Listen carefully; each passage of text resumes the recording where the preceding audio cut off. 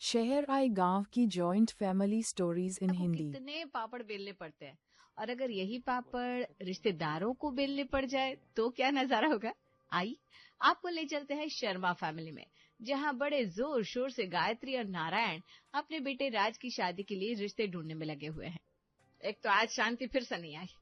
सुबह सुबह मेरे काम में मदद करवाने की जगह अब आसन बिछाकर कौन सी तपस्या में लीन हो गए। अरे योगा कर रहा हूँ, अब योगा भी ना करूँ क्या? अब कौन सा योगा करके तुम दूसरी शादी करने जा रहे हो? इसका मतलब तुम्हें लगता है अभी भी मुझ में इतना दम है? अपनी शादी का छोड़ो, बेटे की शादी का सोचो। उसे कोई लड़की पसंद नहीं आ रही है। अब तुम्हारे बेटे को इतनी अच्छी अच्छी लड़कियां पसंद नहीं आ रही है तो पता नहीं कौन ही होगी जो उसे पसंद आएगी। आप बता रहे थे ना पंडित जी ने कुछ और फोटो भेजी है, वो दिखाओ ना राज को। अरे हाँ, भेजी तो थी, मैं भूल ही गया। आपके बादाम बंद करने पड़ेंगे क्योंकि कोई फायदा ही नहीं दिख रहा मुझे। मम्मी पापा, आप लोग क्या सुबह सुबह से घर में बॉर्डर जैसे सीन बना लेते हो? दूसरों के घरों में कितनी शांति रहती है। शांति दूसरों के घरों में रहती है तभी तो हमारे घर नहीं आती। क्या शांति भाई, और क्या।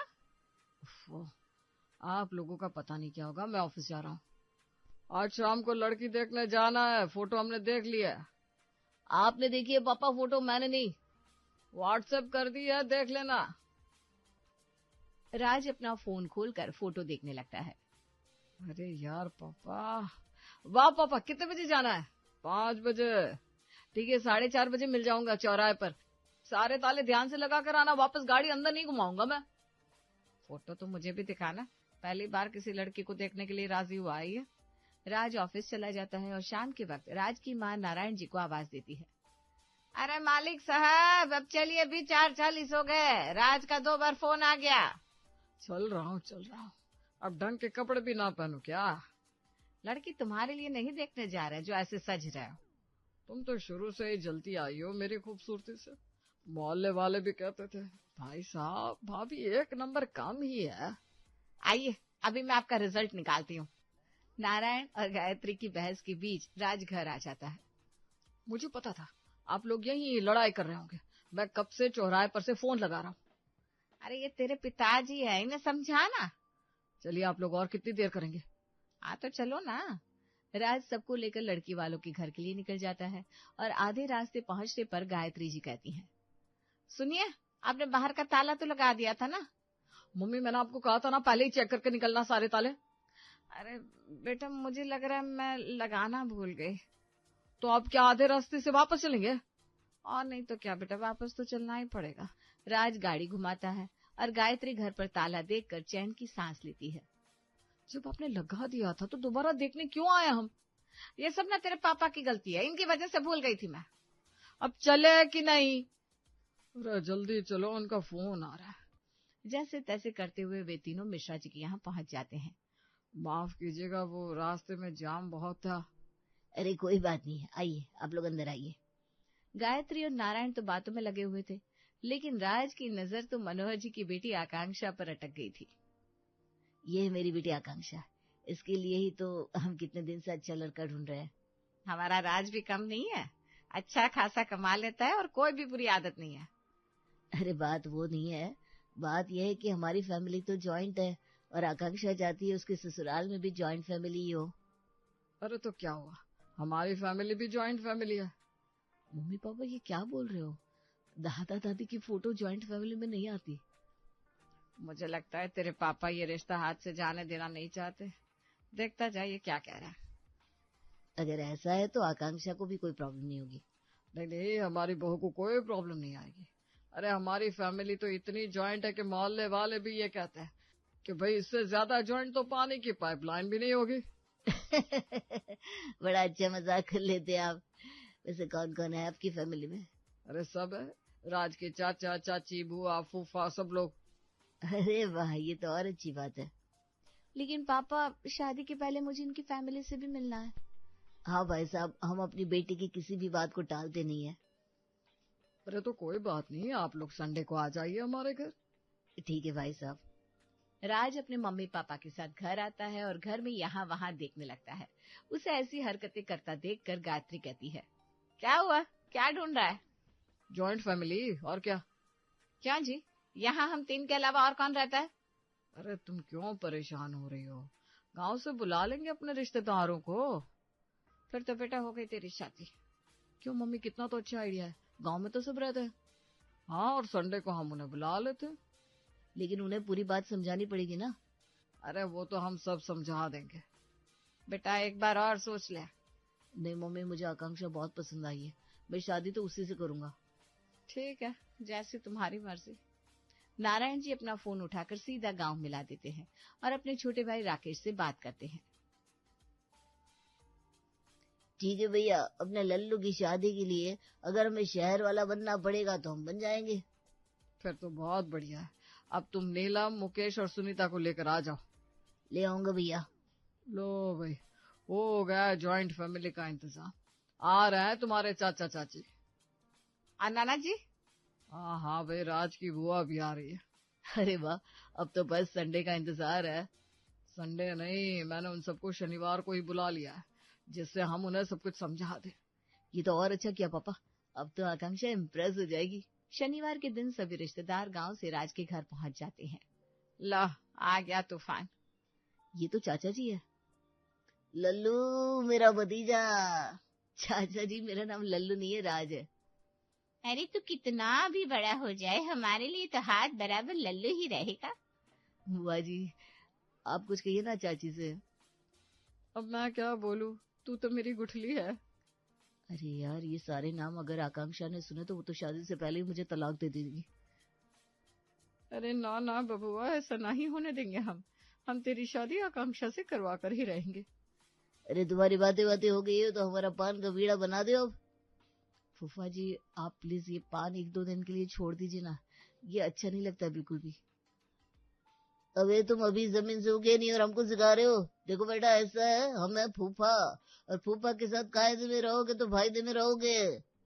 मुकेश की बातें सुनकर किचन में काम कर रही शांति बाहर निकल कर आती है और गायत्री से कहती है, ये लोग कौन सी नाटक कंपनी से भाग कर आए लिए? ऐसी बात कर रहे जिसे अभी इधर कब्जा कर लेंगे। अरे धीरे बोलना, राज के फूफा है ये। फूफा है, शकल से तो चोर लगत है। अरे तू किचन में जा, यहाँ मत रुक। और सुन, फूफा को ज्यादा मीठी चाय पसंद है। ठीक है, बना देती है। शांति किचन में जाकर काम करने लगती है और राज सबको बिठाकर समझाने लगता है। तो जैसा कि आप सभी जानते हैं, मेरी शादी के लिए एक लड़की देखी गई है। हाँ, तो लड़की तो देखी ही जाती है, तो आगे की बात पर पहुंच। क्यों चाचा जी, इतनी क्या जल्दी आपको? आपकी कोई ट्रेन निकल रही है क्या? हाँ, कल ही चलवाई है राकेश एक्सप्रेस। चाचा जी, ट्रेन में कई को पैसा लगा दिया, आपके नाम की तो चप्पल बिकेगी। अब ये कौन है? अब ये हमारी मेड है। शांति प्लीज, अभी डिस्टर्ब मत करो इनको। राज अपनी बात आगे बढ़ाते हुए कहता है, तो यहाँ पर हमने आप लोगों को मेरा रिश्ता आकांक्षा के साथ पक्का होने में हेल्प करने के लिए बुलाया है, इसलिए कल आप लोगों को थोड़ा संभल कर बिहेव करना होगा। अरे गुटली, अब तुम हमको सिखाओगे कैसे रहना है कैसे नहीं। शहर में नहीं रहते, लेकिन शहर की एक एक बात पता है हमको। बेटा तो इनको क्या ही सिखाएगा। कोई बात नहीं मम्मी, ये लोग समझदार हैं। ठीक है, जैसी तेरी मर्जी। राज सबको अच्छे से समझा देता है और अगले दिन आकांक्षा और उसके पिता मनोहर राज के घर पहुंच जाते हैं। नारायण भाई साहब। अरे मनोहर जी, आइए आइए, हम लोग आप ही का इंतजार कर रहे थे। और हमने आकर आपका इंतजार खत्म कर दिया। आकांक्षा बेटा आओ ना, बाहर क्यों खड़ी हो, अपना ही घर समझो। जी आंटी जी। आकांक्षा और मनोहर घर के अंदर आकर बैठ जाते हैं। कोई दिखाई नहीं दे रहा। सब अंदर है, अभी बुला देता हूँ। राज बेटा, जरा बुआ फूफा जी को बाहर भेज दो। हाँ पापा, अभी भेज रहा हूँ। बुआ जी, आप अपना मुंह बंद ही रखना, और फूफा जी आप अपनी दबंगई यहाँ मत दिखाना। अरे बस कर गुठली, कितना टेंशन लेगा।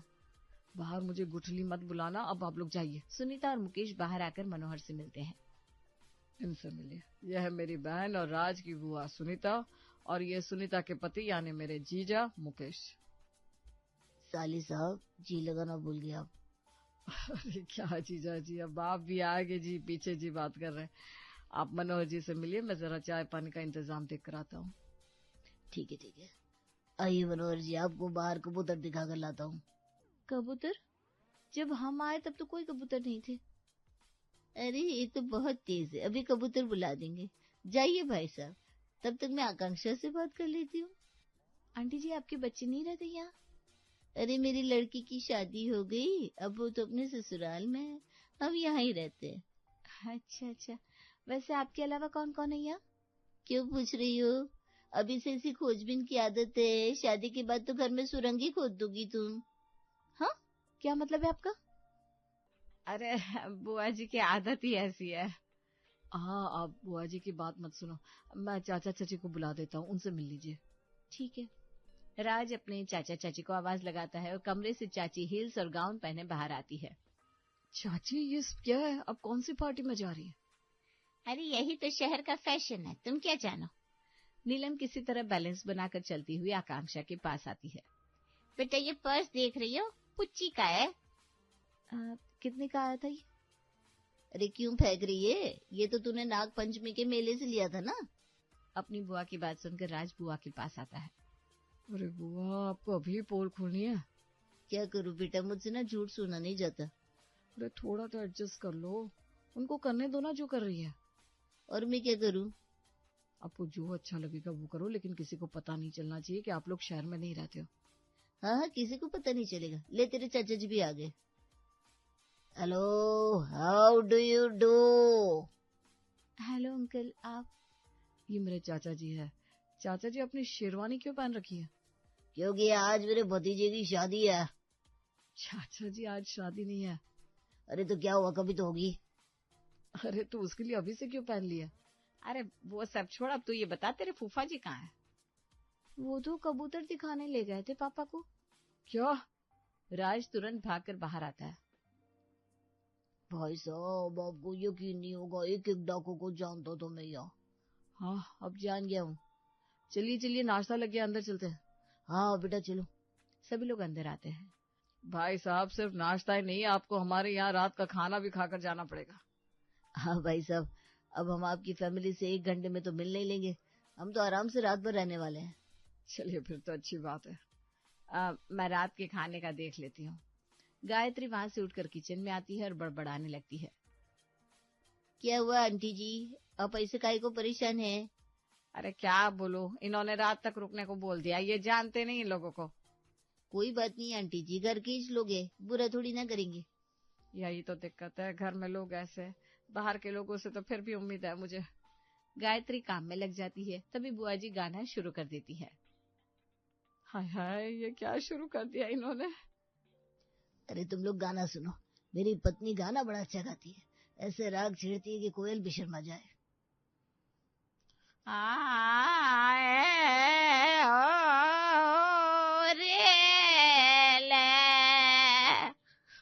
बाजी बस कीजिए, आप राग छेड़ रही है या रागों को छेड़ रही है, समझ में नहीं आ रहा है। तो बेटा तुमने सुर ऊपर उठाने नहीं दिए, नहीं तो अभी बारिश हो जाती। वही तो, अभी बारिश की जरूरत नहीं है बुआ जी। अच्छा ठीक है, ये बताओ आकांक्षा, तुम्हें चूल्हे पर काम तो आता है ना? आजकल चूल्हे पर काम कहाँ हो रहा है? अरे हम तो करते हैं, मतलब करते थे, बस अब नहीं करते, हम तो शहर में रहते हैं। क्या बोल रहे हैं ये लोग? आप लोग खाना खाइए ना। हाँ, अब तो भूख लग रही है। सभी लोग खाना खाने बैठ जाते हैं। भाई साहब, आप शादी करवाए तो जरा सोच समझ कर करवाइए, इनके घर के लोग कंजूस बहुत है। अरे तो हमें इससे क्या करना है, और ये किसी की इज्जत नहीं करते। अब मैं फूफा हूँ, स्टेशन पर लेने तक नहीं गया राज। अरे कोई बात नहीं भाई साहब, आप लोग खुद आ गए तो क्या हो गया। खैर मुझे क्या, आपकी बेटी आप संभाले।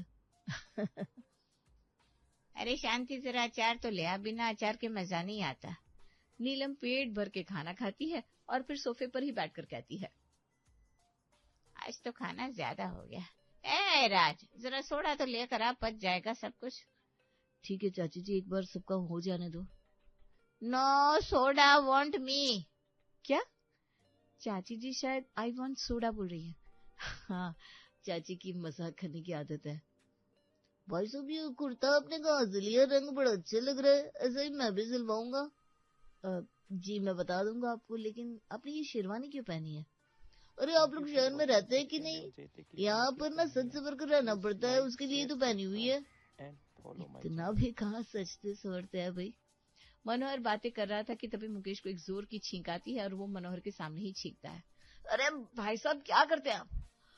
आह, अरे छींक भी कोई रोकता है क्या? आप तो ऐसे कह रहे जैसे आपको आती नहीं है। नहीं नहीं, वो बात नहीं है। और नहीं तो क्या।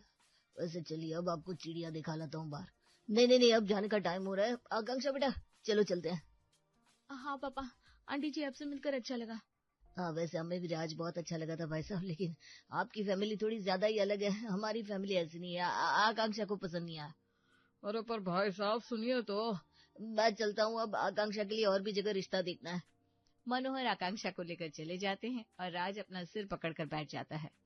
बेटा मैंने तो तभी मान लिया था कि ये रिश्ता नहीं हो पाएगा जब तूने इन सबको यहाँ बुलाने का सोचा। तो मम्मी आपने रोका क्यों नहीं मुझे? वो तो मैं इनके साथ 30 साल से रह रही हूँ, मुझे पता ही ये कैसे है, लेकिन तुमने सुना नहीं तो। अब क्या ही कर सकते हैं। कोई बात नहीं बेटा, और भी लड़कियों की फोटो व्हाट्सएप की है मैंने तुझे। मुझे ब्लॉक कर दो आप। राज का मूड ऑफ हो चुका था, वो अपने कमरे में चला गया। इधर नीलम आकर कहती है, अच्छा भाई साहब हम चलते हैं, गांव में गाय भैंस भी तो देखनी है। ठीक है जाओ, आते रहा करो शहर कभी कभी, तो पता चलेगा शहर कैसा होता है। सभी लोग घर से बाहर निकल जाते हैं और मुकेश सुनीता से कहता है, तुम्हारे मायके में मुझे कभी इज्जत मिली ही नहीं। अब देखो फूफा होकर मुझे पैदल जाना पड़ रहा है। एक तो गुठली का रिश्ता हुआ नहीं, तुम पर अलग से ही फूफापन चढ़ा हुआ है। चलो चुपचाप घर। सभी लोग अपने गांव लौट जाते हैं और राज अपने फोन में आकांक्षा की तस्वीर देखते देखते डिलीट कर देता है।